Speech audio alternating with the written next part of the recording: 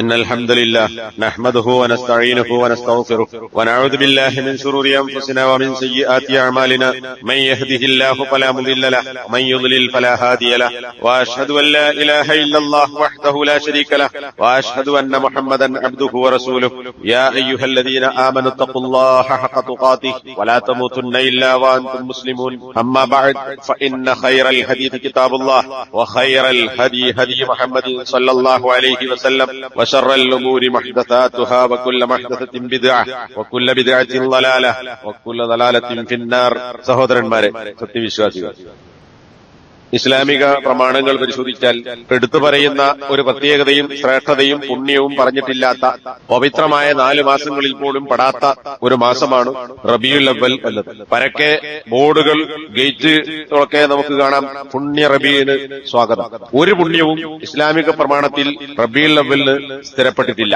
നേരത്തെ പറഞ്ഞ കൂട്ടത്തിന് എവിടെയും എണ്ണപ്പെട്ടിട്ടുമില്ല. അപ്പൊ ആ പദപ്രയോഗം തന്നെ ഇസ്ലാമിക വിരുദ്ധമാണ്, പ്രമാണമില്ലാത്ത കാര്യമാണ്. നബി ദിനം എന്നാണ് പേരെങ്കിലും നബി മാസം എന്ന അവസ്ഥയിലാണ് 1 മുതൽ അത് തീരുന്നത് വരെ ഭയങ്കര ആഘോഷമായി നബി സല്ലല്ലാഹു അലൈഹി വസല്ലം മുസ്ലിംകൾക്കായി നിശ്ചയിച്ചു തന്നിട്ടുള്ള 2 ഈദുകളിൽ പോലും കാണാത്ത ആവേശങ്ങളും പുണ്യപ്രതീക്ഷയും അതുപോലെ തന്നെ മറ്റ് ശ്രേഷ്ഠ പ്രവർത്തനങ്ങളെന്ന് ധരിക്കപ്പെടുന്ന കാര്യങ്ങളൊക്കെ ചെയ്ത് തോരണങ്ങളിട്ട് അലങ്കരിച്ച് അതുപോലെ തന്നെ പതാക പൊക്കി യാത്ര നടത്തി തീർത്തും ജൂതക്രിസ്ത്യാനികളോട് സാദൃശ്യപ്പെടുന്ന അവസ്ഥയിലാണ് ഈ ഒരു മാസം കഴിഞ്ഞു പോകുന്നത്. ചരിത്രപരമായി ഇതിന്റെ സത്യാവസ്ഥ പരിശോധിച്ചാൽ, അതോടൊപ്പം തന്നെ മതപരമായ പരിശോധനകളും നടത്തിയാൽ നമുക്ക് കാണാം, ഇതിൽ നേരത്തെ സൂചിപ്പിച്ചതുപോലെ ഖുർആനിന്റെയോ ഹദീസിന്റെയോ സലഫുസ് സാലിഹീകൾ എന്ന് പറഞ്ഞാൽ സഹാബത്തും താബികളും തബഉ താബികളും അടങ്ങുന്ന ഉത്തമ നൂറ്റാണ്ടിൽപ്പെട്ട ആരുടെയെങ്കിലുമോ ഒരു പിന്തുണയും ഈ കാര്യത്തിന് ഇല്ലാത്ത, തികച്ചും ഇസ്ലാമിൽ നിന്ന് പുറത്തുനിന്ന് കടന്നു വന്ന ഒരു അനാചാരമാണ്. ഇസ്ലാമിന്റെ പ്രമാണത്തിന്റെ പിൻബലമില്ലാത്തത് കൊണ്ട് തന്നെ അത് മുഹ്ദസ, പുതുതായി ഉണ്ടാക്കപ്പെട്ട കാര്യങ്ങളെ സൂക്ഷിക്കണം, വഴികേടാണ്, നരകത്തിലേക്കാണ് എന്നൊക്കെ നബി സല്ലല്ലാഹു അലൈഹി വസല്ലം പറഞ്ഞിട്ടുള്ള ഹദീസിന്റെ അർത്ഥപരിധിയിൽ പെടുന്ന കാര്യവുമാണ്. ഒരു ദിവസത്തെ അല്ലെങ്കിൽ ഒരു പ്രത്യേക കാലത്തിന് സവിശേഷതകൾ കൽപ്പിച്ചുകൊണ്ട് ആവർത്തിക്കപ്പെടുന്ന ആഘോഷങ്ങളായി സ്വീകരിക്കുക എന്ന് പറയുന്നത് അത് ഇസ്ലാം വിലക്കിയിട്ടുള്ള കാര്യമാണ്. ഇസ്ലാം അംഗീകരിച്ചവ പറ്റും. ഈദുൽ ഫിത്ർ, ഈദുൽ അദ്ഹ പോലെ അത് ഓരോ വർഷത്തിലും നിശ്ചിത സമയങ്ങളിൽ, ഇസ്ലാം നിശ്ചയിച്ചിട്ടുള്ള സമയങ്ങളിൽ ആവർത്തിക്കപ്പെടുന്ന ഒരു ആഘോഷമാണ്. ഈദ് എന്ന് പറഞ്ഞാൽ തന്നെ അതാണ്, ആവർത്തിക്കപ്പെടുന്നത്, ആവർത്തിച്ചു വരുന്നത്. അപ്പൊ അങ്ങനെ ഒരു പ്രത്യേക സമയം നിശ്ചയിച്ചുകൊണ്ട് ഇസ്ലാമികമല്ലാത്ത ഒരു ആഘോഷം ആഘോഷിക്കാൻ പാടില്ല. അത് നബി സല്ലല്ലാഹു അലൈഹി വസല്ലമ വിലക്കിയിട്ടുള്ള കാര്യമാണ്. സ്വഹീഹായ ഹദീസുകളിൽ നമുക്ക് കാണാം, ഞങ്ങൾക്ക് ജാഹിലിയത്തിൽ, അനസ് ഇബ്നു മാലിക് റളിയല്ലാഹു അൻഹു പറയാം, ജാഹിലിയത്തിൽ ഞങ്ങൾക്ക് 2 ദിവസമുണ്ടായിരുന്നു. ആ ദിവസത്തിൽ ഞങ്ങൾ സന്തോഷിച്ച് കളിക്കാറുണ്ടായിരുന്നു. അങ്ങനെ നബി സല്ലല്ലാഹു അലൈഹി വസല്ലം മദീനയിൽ വന്നപ്പോൾ ഞങ്ങളോട് ചോദിച്ചു, എന്താണിത്, നിങ്ങളെങ്ങനെ ആഘോഷിക്കുന്ന 2 ദിവസങ്ങൾ? അപ്പോ നബി സല്ലല്ലാഹു അലൈഹി വസല്ലം അവർ പറഞ്ഞു, ഞങ്ങൾക്ക് ഇങ്ങനെ 2 ദിവസമുണ്ട്, ആ ദിവസങ്ങളിൽ ഞങ്ങൾ വിനോദത്തിൽ ഏർപ്പെടാറുണ്ട്. അപ്പൊ നബിന്റെ മറുപടി, വഖദ് അബ്ദലക്കുമുല്ലാഹു ബിഹിമ ഖൈറൻ മിൻഹുമ, നിങ്ങൾ സന്തോഷിക്കുന്ന, ആഘോഷിക്കുന്ന ഈ 2 ആഘോഷങ്ങൾക്ക് അതിനേക്കാൾ ഖൈറായ മറ്റു 2 അല്ലാഹു പകരമാക്കി തന്നിട്ടുണ്ട്. അത് യൗമുൽ ഫിത്റും യൗമുൽ അദ്ഹയുമാകുന്നു. അപ്പൊ ജാഹിലിയത്തിൽ അറബികൾ ആഘോഷിച്ചിരുന്ന ആഘോഷങ്ങൾ, അപ്പൊ ആഘോഷം പണ്ടേ ഉണ്ടെന്ന് മനസ്സിലായി. ഇസ്ലാമിന് മുമ്പേ ആഘോഷങ്ങളുണ്ട്. മദീനയിലെ അറബികൾ ആഘോഷിച്ചു വന്നിരുന്ന 2 ആഘോഷങ്ങളെ കുറിച്ച് നബി ചോദിച്ചറിയുകയും ഇനി അത് വേണ്ട എന്നുള്ള നിലക്ക് അതിന് പകരമായി അതിനേക്കാൾ ഉത്തമമായ മറ്റ് 2 ആഘോഷങ്ങൾ, ദിവസങ്ങൾ അല്ലാഹു നിശ്ചയിച്ചു തന്നിട്ടുണ്ട് എന്ന് പറഞ്ഞാൽ ഇതല്ലാത്ത ഒന്നും മുസ്ലിങ്ങളെ സംബന്ധിച്ചിടത്തോളം ആഘോഷമല്ല. ആക്കിയാൽ നബി സല്ലല്ലാഹു അലൈഹി വസല്ലം പറഞ്ഞ ഈ കാര്യത്തിന് എതിരായി എന്ന് പറഞ്ഞാൽ ഖൈറായത് നബി നിശ്ചയിച്ചു തന്നിട്ടുണ്ട്. നബി നിശ്ചയിച്ചതല്ലാത്ത വേറെ ആഘോഷം സ്വീകരിച്ചാൽ അത് ഇസ്ലാമിന് വിരുദ്ധമാണ്, പ്രവാചകനെ ധിക്കരിക്കലാണ്. ഇനി ചില ആളുകൾ പറയും, നാട്ടാചാരമല്ലേ, നാട്ടിൽ ആഘോഷങ്ങളിൽ പങ്കെടുത്തുകൂടെ എന്നൊക്കെ ചോദിക്കുന്നവരുണ്ടാവും. അപ്പോ നബിന്റെ കാലത്ത് ഇങ്ങനൊന്നും ആഘോഷം ഉണ്ടായിട്ടില്ല എന്ന് തോന്നും. ഈ ഹദീസ് എന്താ പഠിപ്പിക്കുന്നത്? നബിന്റെ കാലഘട്ടത്തിലും വേറെ ആഘോഷങ്ങൾ ഉണ്ടായിരുന്നു. അപ്പൊ ഒരു സൗഹാർദ്ദത്തിന്റെ പേരിൽ, കൂട്ടായ്മയുടെ പേരിൽ, ഐക്യത്തിന്റെ പേരിൽ, ദേശീയതയുടെ പേരിൽ, അല്ലെങ്കിൽ ആളുകളെ ഒന്ന് വശീകരിക്കാനുള്ള സാഹചര്യം എന്നുള്ള നിലക്കൊന്നും നമുക്കൊക്കെ ഒന്ന് സാമൂഹ്യമായി ആചരിക്കാം, അതുകൊണ്ട് ജ്ഞാനമുണ്ട് നിങ്ങളുടെ കൂടെ എന്ന് പറഞ്ഞിട്ട് നബിയോ ഏതെങ്കിലും ഒരു സഹാബിയെ കൂട്ടിക്കൊണ്ടോ അവരോടൊപ്പം ഒരാഘോഷത്തിലും പങ്കെടുത്തില്ല. അറബികൾക്ക് മാത്രമല്ല, ജൂതന്മാർക്കും ക്രിസ്ത്യാനികൾക്കും വേറെ ദിവസം ഉണ്ടായിരുന്നു. ക്രിസ്ത്യാനികൾക്ക് ക്രിസ്തുമസ് ഉണ്ടായിരുന്നു, ഈസാ നബിയുടെ ജന്മദിനം അവർ ആഘോഷിച്ചിരുന്നു. അതുപോലെ തന്നെ പേർഷ്യ പേർഷ്യക്കാരായ ആളുകൾ അവരുടെ ആഘോഷമായ നൈറൂസ് അല്ലെങ്കിൽ നൗറൂസ് എന്ന് പറയുന്ന ഒരു വാർഷിക ആഘോഷം ഉണ്ടായിരുന്നു. അപ്പൊ നബി അവിടെ ഒരു ഐക്യം കെട്ടാൻ പോയിട്ടില്ല. ഞാൻ നിങ്ങളെ ജൂതന്മാരെ നിങ്ങൾ ആഘോഷം ഞാൻ ആഘോഷിക്കാം, ക്രിസ്ത്യാനികളെ നിങ്ങൾ ആഘോഷം ഞാൻ ആഘോഷിക്കാം, മദീനയിലെ മുസ്ലിക്കുകളായ അറബികളെ നിങ്ങളുടെ ആഘോഷം ഞാനും ആഘോഷിക്കാം, നമുക്കൊരു ഒരു ഐക്യ സമൂഹം കെട്ടിപ്പടുക്കാം. അങ്ങനെ ഒരു പ്രഖ്യാപനം നബി നടത്തുന്നതിന് പകരം അതിലൊന്നും കൂടാതിരിക്കുകയും അതിൽ നിന്നൊക്കെ അകന്നു നിൽക്കുകയും മുസ്ലിങ്ങൾക്ക് മുസ്ലിങ്ങളുടേതായ രണ്ടാഘോഷം നിശ്ചയിച്ചു കൊടുക്കുകയും ചെയ്തു. അപ്പോ ഞാൻ പറഞ്ഞു വന്നത്, നിശ്ചയിക്കപ്പെട്ട ആഘോഷം ഇത് രണ്ടെണ്ണമാണ്. നബിദിനം എന്ന ഒരു സംഗതി നിങ്ങൾക്ക് ആഘോഷമായി എന്റെ ജന്മദിനത്തിൽ ഞാൻ നിശ്ചയിച്ചിരിക്കുന്നു എന്ന് അതോടൊപ്പം എന്തുകൊണ്ട് നബി പറഞ്ഞില്ല? ഇനി ഇതോടൊപ്പം ആകണ്ട, വേറെ ഏതെങ്കിലും ഹദീസിലുണ്ടോ? ഇല്ല. നാലാമത്തേത്, ഇത് മറ്റ് ആളുകളുടെ മതക്കാരുടെ ആഘോഷങ്ങളോട് സാദൃശ്യപ്പെടലാണ്. കാരണം എന്താ? ജന്മദിനം ആഘോഷിക്കുക, ചരമദിനം ആഘോഷിക്കുക എന്നൊക്കെ പറയുന്നത് ഇസ്ലാമിൽ ഇല്ലാത്തൊരു സംഗതിയാണ്. ഒരു നബിയുടെയും ജന്മദിനാഘോഷമില്ല, ചരമദിനാഘോഷമില്ല. പല പ്രവാചകന്മാർ പരിശോധിച്ചാലും അവർ ഏത് ഡേറ്റിന് ജനിച്ചു, ഏത് ഡേറ്റിന് മരിച്ചു വ്യക്തമല്ല. അത് ഒരു വിഷയമേ അല്ല ഒരാളെ കുറിച്ച് മനസ്സിലാക്കാൻ. അതുകൊണ്ടാണ് നബി സല്ലല്ലാഹു അലൈഹി വസല്ലമയുടെ തന്നെ ജനനത്തെക്കുറിച്ച് വ്യത്യസ്തമായ അഭിപ്രായങ്ങളുണ്ട്, അത് ശേഷം പറയാം. എന്നാൽ മരിച്ചു എന്ന ദിവസത്തെക്കുറിച്ച്, തീയതിയെക്കുറിച്ച് ഉത്തമ ബോധ്യം. അതുകൊണ്ട് തന്നെ ഇങ്ങനെ ചരമ ജനന ദിവസങ്ങളെ ആഘോഷമാക്കി മാറ്റുക എന്ന് പറയുന്നത് ജൂത ക്രിസ്ത്യാനികളുടെ സ്വഭാവമാണ്. അവരോട് സാദൃശ്യപ്പെടുക എന്ന നിലക്കും ഇത് ഇസ്ലാമിക വിരുദ്ധമാണ്. ഇനി അങ്ങനെ ജന്മദിനം ആഘോഷിക്കുകയാണെങ്കിൽ അതിനേക്കാൾ ആഘോഷിക്കാൻ ഏറ്റവും നല്ലത് ഇവരുടെ വീക്ഷണപ്രകാരം നബി സല്ലല്ലാഹു അലൈഹി വസല്ലം മരിച്ച ദിവസമാണ്. കാരണം എന്താ? മുസ്ലിങ്ങൾക്കുണ്ടായ ഏറ്റവും വലിയ ആപത്ത് അത് നബി സല്ലല്ലാഹു അലൈഹി വസല്ലം മരണമാണ്, ഖിയാമത്ത് നാളിന്റെ അടയാളങ്ങളിൽപ്പെട്ടതാണ് എന്നിങ്ങനെയൊക്കെയുള്ള പല ഹദീസുകളും കാണാം. അത്രത്തോളം ഒരു ദുഃഖം അന്ന് സഹാബത്തിനോ നബിയെക്കുറിച്ച് കേട്ടവർക്കോ ഉണ്ടായിട്ടില്ല. അപ്പൊ ആ ദിവസത്തെ ഒരു ആഘോഷമാക്കി മാറ്റിയാൽ നബി സല്ലല്ലാഹു അലൈഹി വസല്ലമയുടെ ജീവിതത്തിലുള്ള അമ്പാടും കാര്യങ്ങളെക്കുറിച്ച് മദ്ഹ് പറയാം, വഅദ് പറയാം, പ്രസംഗിക്കാം, ഊരിശ പറയാം. അങ്ങനെ ആളുകളെ നബിയിലേക്ക് അടുപ്പിക്കാൻ പറ്റും. മാത്രമല്ല ഡേറ്റ് ഉറപ്പുള്ള സംഗതിയാണ്, ഡേറ്റിനെ കുറിച്ച് തർക്കമല്ല. എന്നാൽ ഇത് അവർ ആഘോഷിക്കുന്നില്ല. അപ്പൊ നബിയോടുള്ള ഹുബ്ബാണെങ്കിൽ ഏറ്റവും ചുരുങ്ങിയത് നബിദിനം ആഘോഷിക്കുന്നതോടൊപ്പം നബിയുടെ ജന്മദിനം കൂടി മരണദിനം കൂടി ആഘോഷിക്കണം. അപ്പൊ ഒരാണ്ട് നേർച്ച, ഒരുപാട് ആളുകളുടെ ആണ്ട് നേർച്ചകൾ കേരളത്തിൽ നടക്കുന്നു. ഈ ആണ്ട് നേർച്ചകളൊക്കെ പരിശോധിച്ചാൽ വേനൽക്കാലത്താണ് നടക്കുന്നത്. അപ്പൊ എല്ലാ ഔലിയാക്കന്മാരും വേനലിൽ മാത്രമാണ് മരണപ്പെട്ടത് എന്ന് തോന്നിപ്പോകും. കാരണം എന്താ? മഴക്കാലത്തൊന്നും ഒരു നേർച്ചയും പ്രത്യേകിച്ചിട്ടുണ്ടാവില്ല, ഏതെങ്കിലും അപൂർവമായിട്ടുണ്ടെന്നറിയില്ല. എല്ലാ നേർച്ചകളും ആണ്ടുകളും വേനലാണ്. അത് കേരളത്തിൽ ഈ അടിയന്തരം നടത്താൻ പറ്റിയ കാലാവസ്ഥ അതായതുകൊണ്ട് എല്ലാ ഔലിയാക്കന്മാരും മുരീദന്മാരെ സഹായകമായി അന്ന് മനഃപൂർവ്വം മരിച്ചതാണോ എന്നറിയില്ല. ഏതായാലും സർവ്വഭ്രാന്തന്മാർക്കും കുളിക്കാത്ത, തുണിയുടുക്കാത്ത, മുണ്ടുടുക്കാത്ത ഭ്രാന്തന്മാരായ, മുടിയടകുത്തിയ, താടി മീശ ഒന്നടങ്കം നീട്ടി വളർത്തിയ, കറുത്തിരുണ്ട, കുളിക്കാത്തത് കൊണ്ട് കറുത്തിരുണ്ട വികൃതമായി നടക്കുന്ന മനുഷ്യന്മാർക്കൊക്കെ ആണ്ട് നേർച്ച നടത്തുന്ന ആളുകൾ എന്തുകൊണ്ടാ മോമനബിന്റെ പറയുന്ന പ്രയോഗം അനുസരിച്ച് ഹബീബായ മുത്തനബിന്റെ മരണദിനത്തിൽ ആണ്ട് നടത്തിയാൽ അതിന്റെ കൂലി കൂടി കിട്ടിയല്ലോ, എന്തുകൊണ്ടാണ് നടത്താത്തത്? ആറാമതായി പരിശോധിച്ചാൽ ചരിത്രത്തിൽ ഇതിന് ഒരു പിൻബലവുമില്ല എന്നതാണ്. കാരണം നബിയുടെ ജന്മദിനം റബീഉൽ അവ്വൽ 12 ആഘോഷിക്കണമെങ്കിൽ റബീഉൽ അവ്വൽ 12 എന്ന് ചരിത്രത്തിൽ നിന്ന് ബോധ്യപ്പെടണം.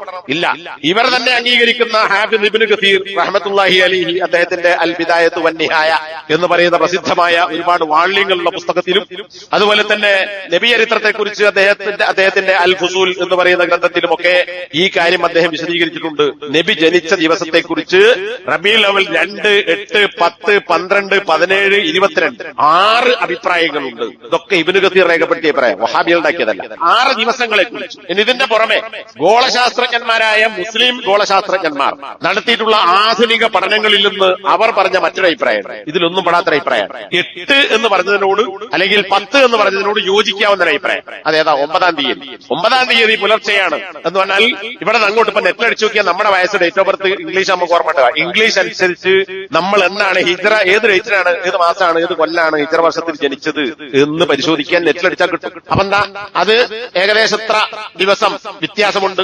ഏകദേശം 11 ദിവസം ഒരു വർഷത്തിൽ വ്യത്യാസപ്പെടുന്നു. അങ്ങനെ പരിശോധിച്ച് 1 അല്ല 3ഓളം ഗോളശാസ്ത്രജ്ഞന്മാർ കണ്ടെത്തിയിട്ടുള്ളത് ഏതായിരുന്നാലും നബി സല്ലല്ലാഹു അലൈഹി വസല്ലം ജനിച്ചത് തിങ്കളാഴ്ചയാണ് എന്നറിയാം. ആ തിങ്കളാഴ്ചയുമായി ഇങ്ങനെ കണക്ക് കൂട്ടുമ്പോൾ യോജിച്ചു വരുന്നത് റബീഉൽ അവ്വൽ 9 ആണ്.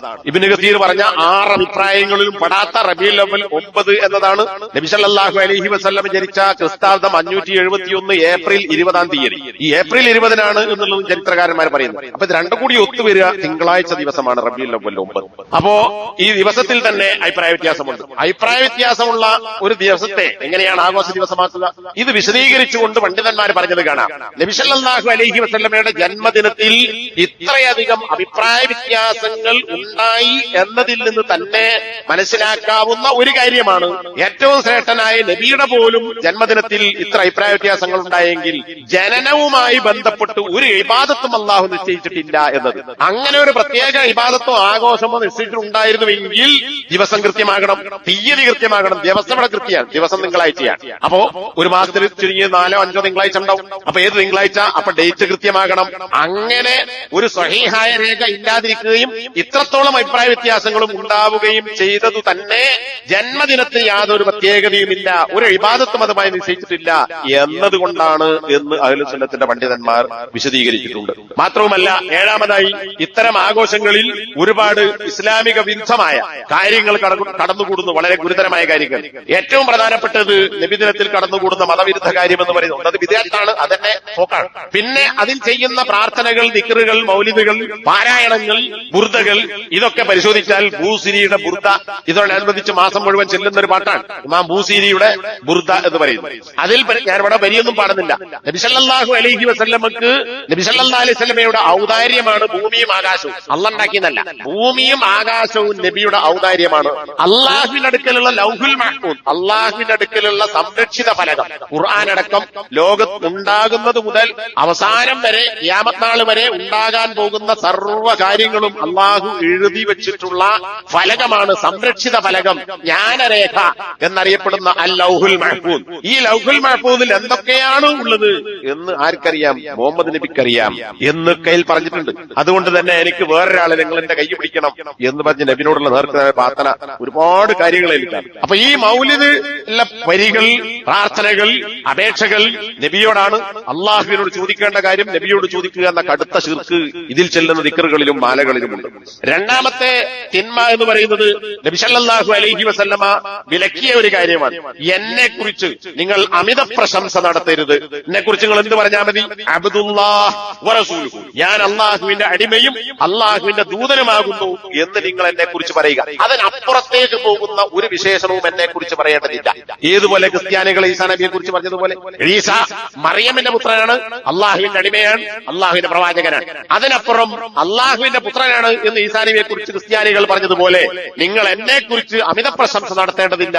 ഈസാ നബിയെ കുറിച്ച് പറഞ്ഞതുപോലെ വേണ്ടതില്ല എന്ന് പറഞ്ഞാൽ നിങ്ങൾ എന്നെ കുറിച്ച് എന്ത് പറഞ്ഞാൽ മതി? ഞാൻ അടിമയാണ്, റസൂലാണ്. അപ്പൊ നബി സല്ലല്ലാഹു അലൈഹി വസല്ലം നബിയെ കുറിച്ച് പറയാൻ ഏറ്റവും ഇഷ്ടപ്പെട്ട വിശേഷണം എന്ന് പറയുന്നത് ഞാൻ അള്ളാഹുവിന്റെ അടിമയാണ് എന്ന് നിങ്ങൾ എന്നെ കുറിച്ച് പറയുക. ഇതൊരു മോശപ്പെട്ട സംഗതിയല്ല. അപ്പൊ അള്ളാഹിന്റെ അടിമയാണ്, മനുഷ്യന്മാരെ കൂട്ടത്തിൽപ്പെട്ട ഒരാളാണ്, മനുഷ്യന്മാരെ പോലെ ആളാണ് എന്നൊക്കെ ഖുർആൻ തന്നെ പറഞ്ഞു. നിങ്ങളെപ്പോലുള്ള ഒരു മനുഷ്യൻ തന്നെയാണ് എന്നാ ഖുർആൻ പറഞ്ഞത്. ബശറും മിസ്ലുക്കും, ഒരു മനുഷ്യനാന്ന് പറഞ്ഞില്ല, നിങ്ങളെപ്പോലുള്ള ഒരു മനുഷ്യൻ, എന്നിട്ട് അവിടെ തന്നെ എന്നും പറഞ്ഞു. അപ്പൊ അത് പറഞ്ഞാൽ എന്ത് പറയും? നബിയെ അപകീർത്തിപ്പെടുത്തും. എന്നാൽ നബി ഇഷ്ടപ്പെട്ടത്, നബി പഠിപ്പിച്ചത്, പ്രവാചകനെ അള്ളാഹു വിശേഷിപ്പിച്ചത് അബ്ദുല്ലാ എന്നാണ്, അള്ളാന്റെ അടിമ. അടിമക്കപ്പുറം ഉടമയാവുക എന്നത് ഒരു വിശേഷണവും വേണ്ട. പിന്നെ റസൂൽ, അള്ളാഹുവിന്റെ ദൂതൻ, ഇത് മനുഷ്യരിൽ നിന്ന് അള്ളാഹു തെരഞ്ഞെടുക്കുന്ന ശ്രേഷ്ഠരായ ആളുകൾക്ക് നൽകുന്ന വിശേഷതയാണ്. ഈ രണ്ട് സിഫത്തുകൾ എന്നെ കുറിച്ച് പറഞ്ഞാൽ മതി.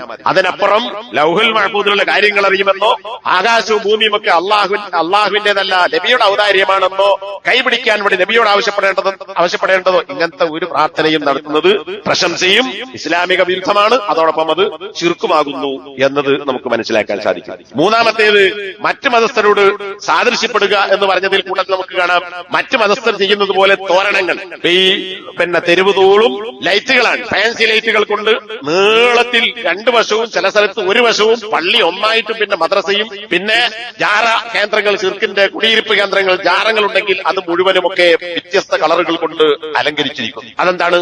ഇത് ഒരുതരം മറ്റ് മതസ്ഥരുടെ പ്രവർത്തനങ്ങളെ കൊണ്ടുവന്ന് കുടിയിരുത്തലാണ്. അതുപോലെ തന്നെ രൂപകൽപ്പന, ഈ ക്രിസ്ത്യാനികൾ ഉണ്ണി യേശുവിനെ ഉണ്ടാക്കുന്നു, ഹിന്ദുക്കൾ ഉണ്ണി കൃഷ്ണനെ അവതരിപ്പിക്കുന്നു. അവരുടെ ജന്മദിനത്തിൽ ചില മാപ്പിളമാർ അവരുടെ നബീദിന ആഘോഷം എന്ന് പറയുന്ന ആഘോഷത്തിൽ ഉണ്ണി മുഹമ്മദിനെ അവതരിപ്പിക്കുന്നു. ഒക്കെ നാട്ടിലുണ്ടായാൽ ടാബ്ലോകളും മറ്റും അവതരിച്ചിട്ട് ഉണ്ണി മുഹമ്മദ്. അപ്പൊ അതെന്താ? എവിടെ എത്തി സമൂഹം എന്ന് പരിശോധിക്കുക. പിന്നെ സ്ത്രീ പുരുഷന്മാർ പങ്കുചേരാൻ പാടില്ല, അങ്ങനെ കൂടിക്കലർന്നു പോകും എന്നുള്ളത് കൊണ്ടും അപകടങ്ങൾ ഉണ്ടാകും എന്നതുകൊണ്ടും പെണ്ണുങ്ങൾ പള്ളിയിൽ പോകുന്നത് വരെ ഹറാമാണെന്ന് പറയുന്ന ആളുകൾ ആണും പെണ്ണും പ്രായപൂർത്തിയായവരും ആകാൻ പോകുന്നവരും അല്ലെങ്കിൽ തുടങ്ങിയവരും മുതിർന്നവരും യുവതികളും ഒക്കെ അടക്കം ആണും പെണ്ണും കൂടിച്ചേർന്ന് പാട്ടും കൂത്തും ഡാൻസുമായി, ഇനി അതൊന്നുമില്ലെങ്കിൽ കൊടിയും പിടിച്ച് ആണുങ്ങളുടെ മറുവരിയിലോ അല്ലെങ്കിൽ ഇടകലർന്നോ അല്ലെങ്കിൽ ബേക്കിലോ ഒക്കെ തുള്ളിച്ചാടിയും ചാടാതെയും ഒക്കെ ജാഥ നടത്തും. പണ്ടുണ്ട്, ഇപ്പോഴും ഉണ്ട്. അപ്പൊ അവിടെ എന്താ അന്യപുരുഷ കൂടിക്കലര്, അതുപോലെ തന്നെ സ്ത്രീകളുടെ പ്രകടനം തന്നെ ഇസ്ലാമിലില്ല. ഒരു തരം പ്രകടനവും ഇസ്ലാം അംഗീകരിച്ചിട്ടില്ല. ഈ പ്രകടനം എന്ന് പറയുന്നത് മറ്റുള്ള ആളുകൾ കൊണ്ടുവന്നതാണ്. അപ്പൊ നബിന്റെ ആഘോഷത്തിന്റെ പേരിൽ പ്രകടനോ അതേതായാലും ഇല്ല. പിന്നെ അഞ്ചാമത്തെ കാര്യം വിരുദ്ധമായ ഹറാമായ കാര്യങ്ങൾ, അതായത് ഈ സംഗീതോപകരണങ്ങൾ, സംഗീതങ്ങൾ, അത്തരം ഗാനങ്ങൾ, അതൊക്കെ ഈ താളമേളങ്ങളുടെ അകമ്പടിയോടുകൂടി നടത്തപ്പെടുന്ന എന്തെല്ലാം കൂത്താട്ടങ്ങളാണ്. മറ്റ് മതസ്ഥരുടെ ക്രിസ്തുമസിനോ അല്ലെങ്കിൽ ഹിന്ദുക്കളുടെ ആഘോഷത്തിനോ ഒന്നും ഇല്ലാത്ത തരത്തിലുള്ള ആഘോഷങ്ങൾ ഇവിടെ നടക്കുന്നു. വെടിക്കെട്ട് അവരുടെ ആഘോഷത്തിനുണ്ട്, മാപ്പിളമാരുടെ ആഘോഷത്തിനും വെടിക്കെട്ടുണ്ട്. അതുപോലെ തന്നെ ഈ പറഞ്ഞ അലങ്കാര ലൈറ്റുകളുണ്ട്, പ്രത്യേകമായ വിളക്ക് കത്തിക്കലുണ്ട്. വിളക്ക് കത്തിക്കാൻ എന്നാൽ ഒന്നായിട്ട് ലൈറ്റ് ഇട്ടിക്കുക, ഈ ഫാൻസി ലൈറ്റിന് പുറമെ ഒന്നായി ലൈറ്റ് ഇട്ട് അലങ്കരിക്കുക. ഇതൊക്കെ മറ്റു മതസ്ഥരിൽ നിന്ന് കടന്നുകൂടിയതും അല്ലാത്തതുമായ പ്രമാണവിരുദ്ധമായ കാര്യങ്ങളാണ്. ഇനി ഇതിന്റെ തെളിവുകൾ പരിശോധിച്ചാൽ നബിദിനത്തിന് തെളിവായി പറയുന്ന കാര്യം നല്ല വിദേഹത്താണ് എന്നാണ്. നല്ല വിദേഹത്ത് എന്ന ഒന്ന് നബി സല്ലല്ലാഹു അലൈഹി വസല്ലം പഠിപ്പിച്ചിട്ടേ ഇല്ല, അഹ്ലു സുന്നത്തിന്റെ പണ്ഡിതന്മാരും പഠിച്ചിട്ടില്ല. മറിച്ച് നബി സല്ലല്ലാഹു അലൈഹി വസല്ലം പഠിച്ചതെന്താ? കുല്ലു ബിദ്അത്തിൻ ളലാല എന്നാണ്. എല്ലാ ബിദ്അത്തും വഴികേടാണ്. ബിദ്അത്ത് എന്ന് പറഞ്ഞാൽ തന്നെ മുഹ്ദസ, നബി ഉപയോഗിച്ച വാക്ക് അതുമാണ്, പുതുതായി ഉണ്ടാക്കപ്പെട്ടത്. അതായത് നബിയോ അള്ളാഹുവോ പഠിപ്പിച്ചിട്ടില്ലാത്ത ഒരു കാര്യം മതത്തിന്റെ പേരിൽ പുതുതായി നിർമ്മിക്കപ്പെട്ടാൽ അതിനാണ് മുഹ്ദസ അല്ലെങ്കിൽ ബിദ്അ, നൂതന കാര്യം എന്ന് പറയുന്നത്. അതെല്ലാം തെറ്റാണ്, മതത്തിന്റെ പേരിൽ ഉണ്ടാക്കുന്നത്. അപ്പൊ ചില ആൾക്കാർ ചോദിക്കും, പണ്ട് മദ്രസ ഉണ്ടായിരുന്നു, നിങ്ങൾ മദ്രസ ഉണ്ടാക്കിയില്ലേ? പണ്ട് കോൺക്രീറ്റിന്റെ പള്ളിയുണ്ടോ? ഇപ്പൊ നിങ്ങൾ കോൺക്രീറ്റ് ഉണ്ടാക്കിയില്ലേ? നബിന്റെ കാലത്തെ പള്ളിയിൽ AC ഉണ്ടോ? ഇപ്പൊ എന്തിനാ AC വെക്കുന്നത്? നബിന്റെ കാലത്ത് ബാങ്ക് വിളിച്ചത് ഉയർന്ന സ്ഥലത്ത് കയറി നിന്നിട്ടല്ലേ? എന്തിനാ നിങ്ങൾ മൈക്ക് ഉപയോഗിക്കുന്നത്? മൈക്ക് നബിന്റെ കാലത്തുണ്ടോ? അതൊന്നും ദീനിൽ പുണ്യം കിട്ടുന്ന കാര്യമല്ല, മതത്തിന്റെ കാര്യങ്ങൾ ഉപയോഗപ്പെടുത്താൻ. മതത്തിൽ അതുകൊണ്ട് പ്രത്യേകമായ ഒരു പ്രതിഫലമോ കൂലിയോ ശ്രേഷ്ഠതയോ പറയുന്നില്ല. മറിച്ച് മതത്തിന്റെ തത്വങ്ങൾക്ക് എതിരാകാത്ത അത്തരം കാര്യങ്ങൾ ഉണ്ടാകാം. ഇതുപോലെ നമുക്ക് അത്തരം കോൺക്രീറ്റിന്റെ വീട്ടിൽ താമസിക്കാം, മൈക്കെടുത്ത് പ്രസംഗിക്കാം, അതിനെന്താ കുഴപ്പം? അപ്പൊ മതത്തിൽ ഉള്ള ഒരു സംഗതിയായി മതത്തിൽ ഇല്ലാത്തതിനെ കൊണ്ടുവരിക, അതാണ് വിദേഹത്ത്. അങ്ങനെ എന്തുണ്ടാക്കിയോ അതൊക്കെ വിദേഹത്താണ്. അപ്പൊ നല്ല വിദേഹത്ത് എന്ന ഒരു വിദേഹത്ത് ഖുർആനിലെ ഹദീസിൽ, മറിച്ച് കുല്ലു ബിദ്അത്തിൻ ളലാല. അതുപോലെ തന്നെ മുഹ്ദസ അത് നിങ്ങൾ സൂക്ഷിക്കണം എന്നൊക്കെ നബി സല്ലല്ലാഹു അലൈഹി വസല്ലം പറഞ്ഞിട്ടുണ്ട്. അതുകൊണ്ട് തന്നെ ഇനി ആരെങ്കിലും ഇപ്പൊ ഉമർ റളിയല്ലാഹു അൻഹു വാചകം എടുത്തുകൊണ്ടുവരും, ഇത് എത്ര നല്ല വിദേഹത്ത് എന്ന് ഉമർ ഖത്താബ് പറഞ്ഞു. അത് ഭാഷാപരമായ ഒരു പ്രയോഗമാണ്, മതപരമായി ഇതൊരു പുതിയൊരു കാര്യമല്ല. നബി സല്ലല്ലാഹു അലൈഹി വസല്ലം നടപ്പിലാക്കിയ ഒരു കാര്യം ജമാഅത്തായി തറാവീഹ് നമസ്കരിക്കുക എന്നത് ഇവിടെ വീണ്ടും ആവർത്തിക്കുന്നു. അപ്പൊ ഒരു ഭാഷാപരമായ പ്രയോഗം എന്നുള്ളതിലേക്ക് മാത്രമാണ് ഉമർ റളിയല്ലാഹു അൻഹു പ്രയോഗിച്ചത്, അല്ലാതെ പുതിയൊരു വിദേഹത്ത് ഉണ്ടാക്കിയതല്ല എന്ന് ഇബ്നു കസീർ തന്നെ അദ്ദേഹത്തിന്റെ തഫ്സീറിൽ രേഖപ്പെടുത്തിയത് നമുക്ക് കാണാൻ സാധിക്കും. മൂന്നാമത്തേത് സഹാബികളെ പിൻപറ്റിയ താബികളും തബഅ താബികളും, അതായത് ആദ്യ 3 നൂറ്റാണ്ടുകളിലെ ആരും തന്നെ ഈ കാര്യം ആഘോഷിച്ചിട്ടില്ല. ഇത് അംഗീകരിക്കുന്ന ആളുകൾ തന്നെ എന്താ പറയാ, അപ്പൊ ഈ തഴവന്റെ പാട്ടുണ്ട്, ആ തഴവന്റെ പാട്ട് എന്താ, ഈ ഉത്തമ നൂറ്റാണ്ടിൽ അത് ഉണ്ടായിരുന്നില്ല എന്നാണ്. അത് അങ്ങനെ പാടിയിട്ട് പിന്നെന്താ മൂപ്പര് വരുന്നത്? എന്നാൽ ഇപ്പൊ നമുക്ക് ആവശ്യമാണ്. അതെന്തുകൊണ്ട്? ഇന്ന് ആളുകളൊക്കെ നബിയെക്കുറിച്ചുള്ള ബോധത്തിൽ നിന്ന് പുറകോട്ട് പോയി. അതുകൊണ്ട് ആളുകളെ ഇസ്ലാമിലേക്ക് അടുപ്പിക്കാനുള്ള ഒരു മാർഗം, സഹാബത്തിനൊന്നും അങ്ങനെ ഒരു ആഘോഷത്തിന്റെ ആവശ്യം ഉണ്ടായിരുന്നില്ല ദീനീ ബോധം ഉണ്ടാക്കാൻ. അപ്പൊ ദീനിൽ നിന്ന് അകന്നതുകൊണ്ട് ആളുകളെ അടുപ്പിക്കാനുള്ള ഒരു മാർഗമാണ്. അതുകൊണ്ട് നബിദിനം പറ്റും, പൂർവികരൊന്നും ചെയ്തിട്ടില്ലെങ്കിലും എന്നതാണ്. എന്നാൽ ഈ വാദവും ശരിയല്ല എന്ന് നമുക്ക് മനസ്സിലാക്കാൻ സാധിക്കും. നബിയുടെ കാലത്തിൽ നിന്ന് പിൽക്കാലത്തേക്ക് ആളുകൾ അകന്നുപോയാൽ അവരെ നന്നാക്കിയെടുക്കാൻ ഇങ്ങനെ ഒരു വിധേയത്തുണ്ടാക്കണം, അല്ലെങ്കിൽ നിങ്ങൾക്ക് തോന്നിയ മാർഗങ്ങൾ സ്വീകരിക്കാം എന്ന് നബി സല്ലല്ലാഹു അലൈഹി വസല്ലം പഠിപ്പിച്ചിട്ടില്ല. മാത്രമല്ല നബി സല്ലല്ലാഹു അലൈഹി വസല്ലം പുതിയ കാര്യങ്ങൾ ഉണ്ടാക്കുന്നതിനെ കുറിച്ച് താക്കീത് ചെയ്യുകയും ഞാൻ പഠിപ്പിച്ച കാര്യങ്ങൾ ഇത്തിബാഅ് ചെയ്യുകയും ചെയ്താൽ മതി എന്ന് നബി പറഞ്ഞിട്ടുണ്ട്. അത് പൂർവികരും പറഞ്ഞിട്ടുണ്ട്. പുതിയൊരു കാര്യം ഉണ്ടാക്കുന്നതിനേക്കാൾ നല്ലത് നബി സല്ലല്ലാഹു അലൈഹി വസല്ലം പഠിപ്പിച്ച കാര്യങ്ങളെ പിന്തുടരലാണ്. അപ്പൊ നബിന്റെ ഹദീസിനെതിരാണ് ഈ വാദം.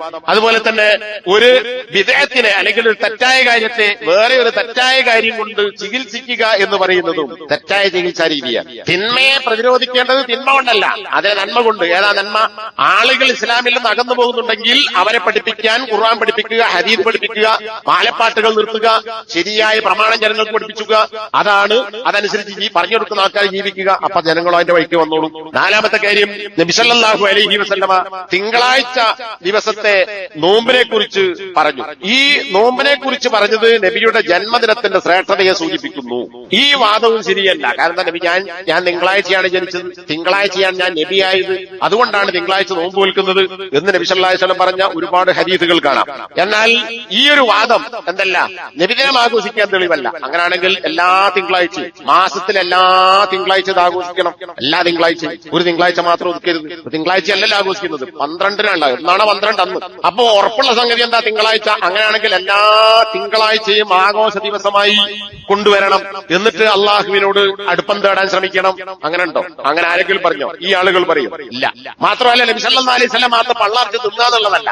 നബി എന്താ പറഞ്ഞത്? നോമ്പുൽക്കാനാണ്. ഇന്നോ പെരുന്നാളിനേക്കാൾ മെച്ചപ്പെട്ട വിഭവങ്ങൾ ഉണ്ടാക്കുകയും എന്നിട്ട് അത് തിന്നുകയും പായസമായും ചീരണിയായും ബിസ്ക്കറ്റായും മധുരങ്ങളായും പലഹാരങ്ങളായും അങ്ങനെ പോകുന്നവർക്കൊക്കെ വിതരണം.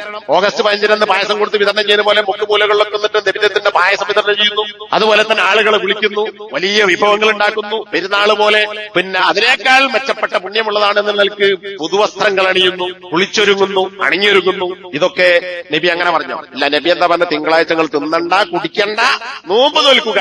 അപ്പോ ഇവർ ചെയ്യേണ്ടത് എന്താ?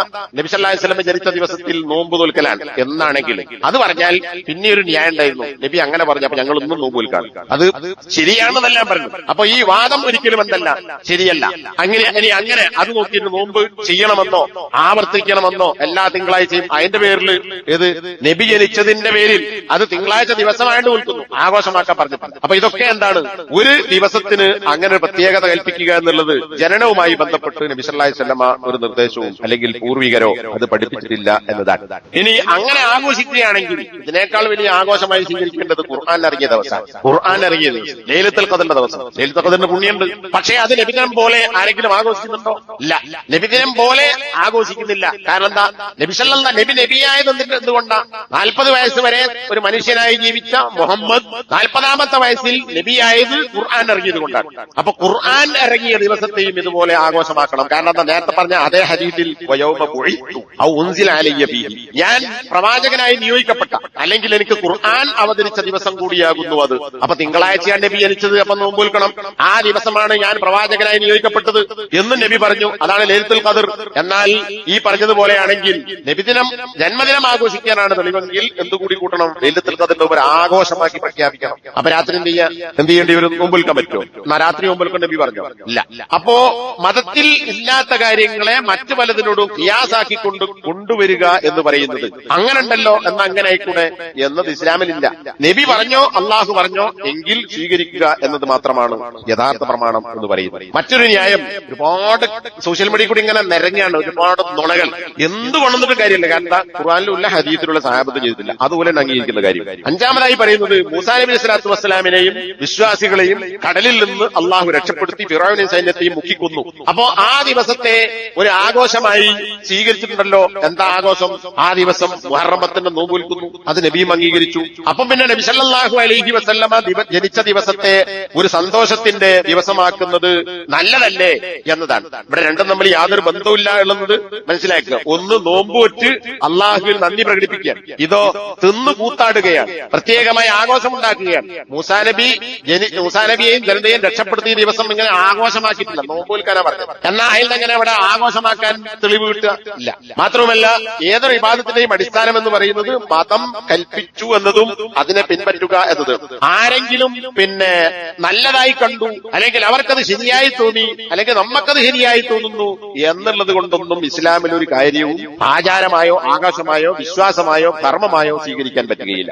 ആറാമത്തേത് ജന്മദിനം ആഘോഷിക്കുക എന്ന് പറയുന്നത് റസൂലിനോടുള്ള മഹബത്തും നബിനോടുള്ള ബഹുമാനവും നബി പ്രവാചക സ്മരണ ജീവിപ്പിക്കുന്നതുമാണ് എന്ന ന്യായമാ പറയാറുള്ളത്. അപ്പൊ ഇങ്ങനെ കുറെ വയലറിയ, കുറെ നബിന്റെ പാട്ട് പാടുക, കുറെ നബിന്റെ സീറ ചെല്ലുക, നബി സല്ലല്ലാഹു അലൈഹി വസല്ലമയെ പുകഴ്ത്തിപ്പാടുന്ന പദ്യങ്ങൾ ആലപിക്കുക, ഇതൊക്കെ ചെയ്താൽ എന്താവും? നബിനോടുള്ള മഹബത്ത് കൂടും. അപ്പോ ഈ കാര്യം ആരാ മനസ്സിലാക്കേണ്ടത്? നബി പഠിപ്പിക്കണ്ടേ? സഹാബത്ത് പഠിപ്പിക്കണ്ടേ? പൂർവികരായ ആളുകൾ പഠിപ്പിച്ചോ? അവരാളും പഠിപ്പിച്ചിട്ടില്ല. അപ്പോ അതുകൊണ്ട് തന്നെ ഇതുകൊണ്ടൊന്നും എന്താവൂല.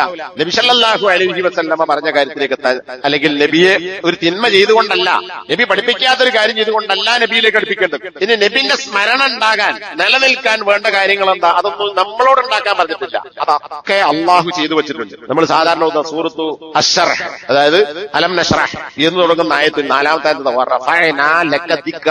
നിനക്ക് ദിക്റക, നിന്റെ പ്രശംസയെ, നിന്റെ സ്മരണയെ, നിന്നെ കുറിച്ചുള്ള പ്രസ്താവനയെ നാം ഉയർത്തി തന്നിട്ടുണ്ട്. അപ്പൊ നബി സല്ലല്ലാഹു അലൈഹി വസല്ലമയുടെ സ്മരണ, നബിയെ കുറിച്ചുള്ള പ്രസ്താവന പറഞ്ഞുകൊണ്ടിരിക്കുക എന്നത് അള്ളാഹു തന്നെ ഉയർത്തി വെച്ചിട്ടുണ്ട്. മറ്റാർക്കും കിട്ടാത്ത സ്മരണ, നബിയെക്കുറിച്ചുള്ള സ്മരണ കൊല്ലത്തിൽ ഒരു ദിവസമല്ല, ദിവസം ഒന്നിലധികം തവണ ആവർത്തിക്കപ്പെടുന്നതും അതുപോലെ തന്നെ അനിവാര്യമായി ചെയ്യേണ്ട ആരാധനാ കർമ്മങ്ങളിലുമൊക്കെ ഈ കാര്യങ്ങൾ അള്ളാഹു നിശ്ചയിച്ചിട്ടുണ്ട്. അതെന്തൊക്കെയാ? 5 വക്തിന് ബാങ്ക് കൊടുക്കുന്നു. ബാങ്കില് എന്താ അഷ്ഹദു അന്ന മുഹമ്മദ് റസൂലുള്ള.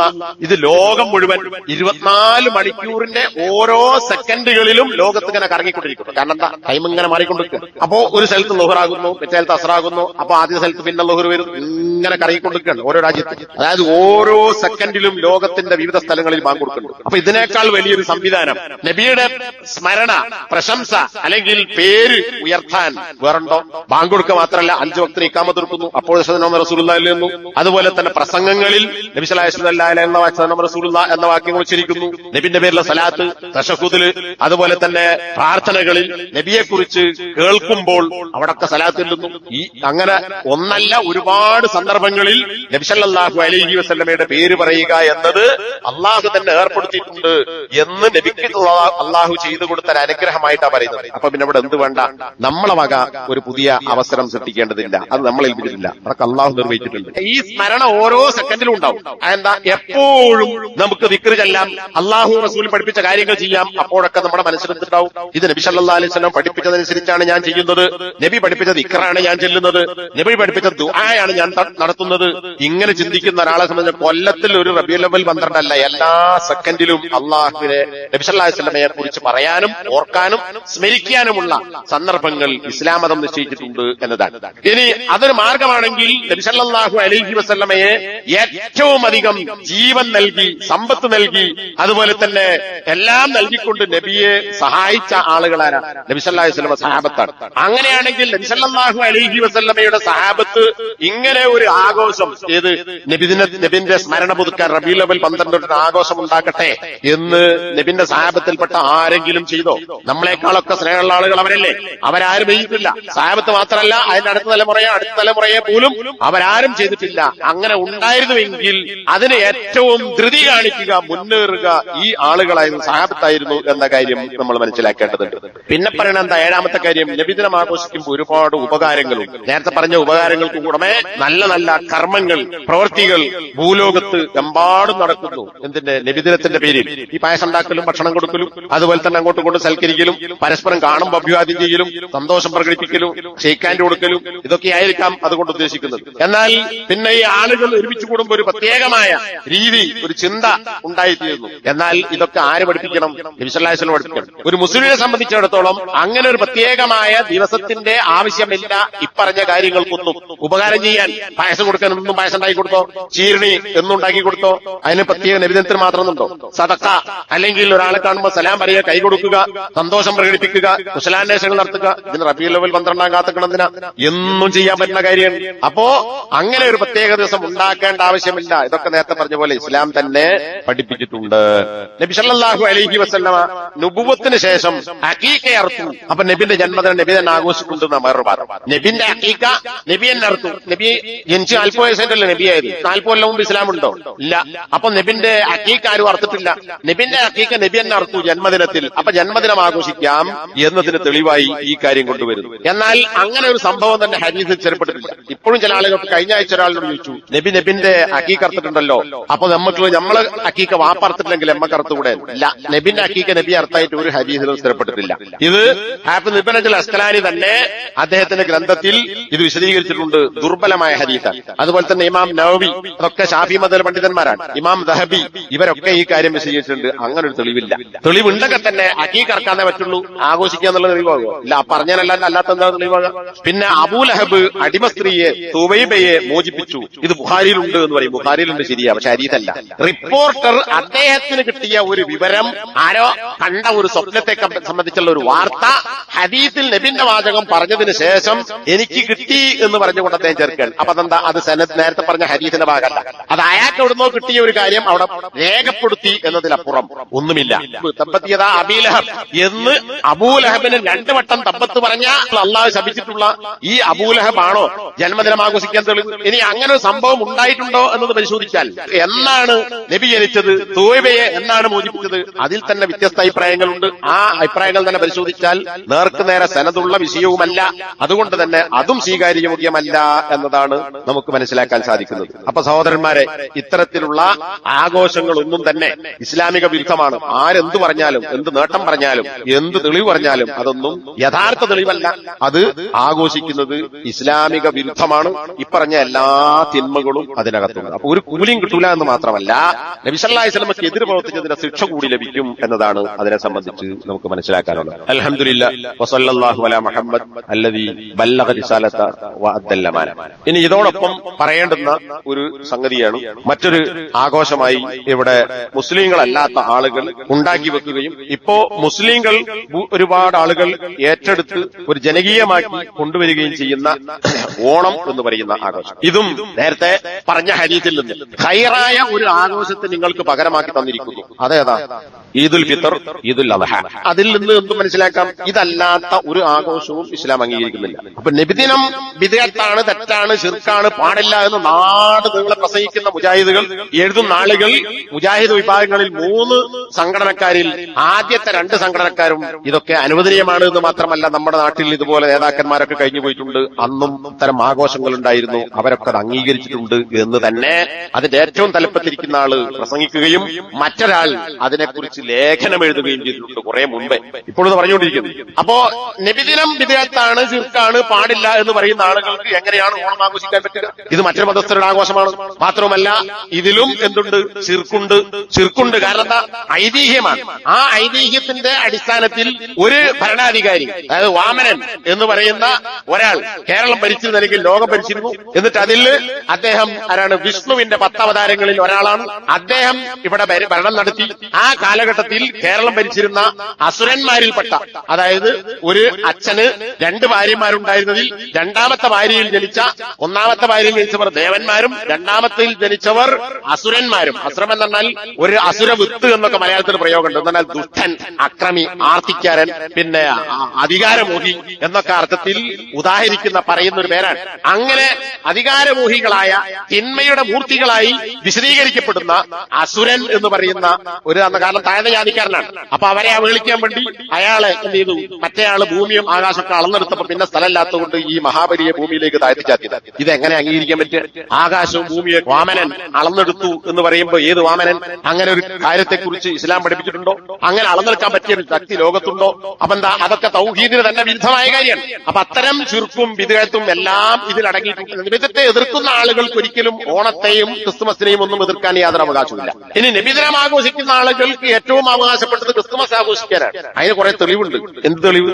നബിയെ പോലെ തന്നെ തെളിവെന്നാൽ ആഘോഷം തെളിവല്ല. നബിയെ കുറിച്ച് പറഞ്ഞതുപോലെ അല്ലെങ്കിൽ സമാനമായ ഒരുപാട് മഹത്വങ്ങൾ ഈസാ നബിയെ കുറിച്ച് പറഞ്ഞു. എന്നിരുന്നുകൊണ്ട് ഈസാ നബിനെ ആഘോഷിക്കാത്തത് അതൊരു നബിയല്ലേ? ഉലുൽ അസ്മിൽപ്പെട്ടതല്ലേ? നബിദിനം ആഘോഷിക്കാത്തത് ശിർക്കാണ്, ബിദ്അത്താണ്, പാടില്ല എന്ന് ഘോരഘോരം പ്രസംഗിക്കുകയും ഇത് ചെയ്യുന്ന ആളുകളോട് വാദപ്രതിവാദവും ഖണ്ഡനമണ്ഡനങ്ങളൊക്കെ നടത്തുന്ന ആളുകൾ പിന്നെ എങ്ങനെ ഈ ശിർക്കിന്റെ ആഘോഷം ആഘോഷിക്കാൻ സാധിക്കും? ഇസ്ലാമികമല്ലാത്ത ആഘോഷം. അപ്പൊ ഞാൻ അതിലേക്ക് പോവല്ല. അത് മുസ്ലിങ്ങളുടേതല്ല. മറ്റൊരു മതത്തിന്റെ ആഘോഷം നമ്മളുടേതാണ് എന്ന് പറയുന്നത് ആ മതത്തെ കയ്യേറ്റം ചെയ്യലാണ്. ഇത് മതസൗഹാർദ്ദമല്ല, മതപരമായ സ്പർദ്ധ സൃഷ്ടിക്കലാണ്. ഇവിടുത്തെ ഹിന്ദുക്കളായ ആളുകൾ പറയുന്നു ഞങ്ങളുടെ ആഘോഷമാണ്, നിങ്ങൾ അതിലേക്ക് വരേണ്ടതില്ല എന്ന് പറയുന്നവരും എഴുതിയവരൊക്കെ. അപ്പൊ പിന്നെ അത് നമ്മുടേതാണ്, അത് കേരളത്തിന്റെ കാർഷിക ആഘോഷമാണ് എന്നൊക്കെ പറഞ്ഞിട്ട് അതിലേക്ക് മാപ്പിളാര് സാരി ഉടുക്കാതെയും വെള്ളം ഉടുത്തിട്ടും പല കോലത്തിൽ തുള്ളാൻ പോകാൻ, അങ്ങനെ കൂട്ടത്തിൽ ആടി കൂത്താടാൻ പോകുന്നു. ഇതിനൊക്കെ ആരാവിടെ വകവെച്ചു കൊടുത്തത്? മതത്തിന്റെ സംഘടനക്കാരായ ആളുകൾ. എല്ലാവരും അല്ല, അതിൽ ബഹുഭൂരിഭാഗം ആളുകൾ. ഈ നബിദിനം ആഘോഷിക്കുന്ന ആളുകളും ഇതേ പ്രസ്താവനകൾ ഇറക്കിയിട്ടുണ്ട്. കഴിഞ്ഞ പണ്ടൊന്നും പറഞ്ഞിട്ടില്ലായിരുന്നു. ഇപ്പൊ എന്തോ പേടിച്ചോ മറ്റു വല്ലതും പ്രതീക്ഷിച്ചോ അതൊക്കെ ഒരു ഐക്യത്തിന്റെ ആഘോഷിക്കേണ്ടതാണ്, നമ്മളതിനെതിരല്ല.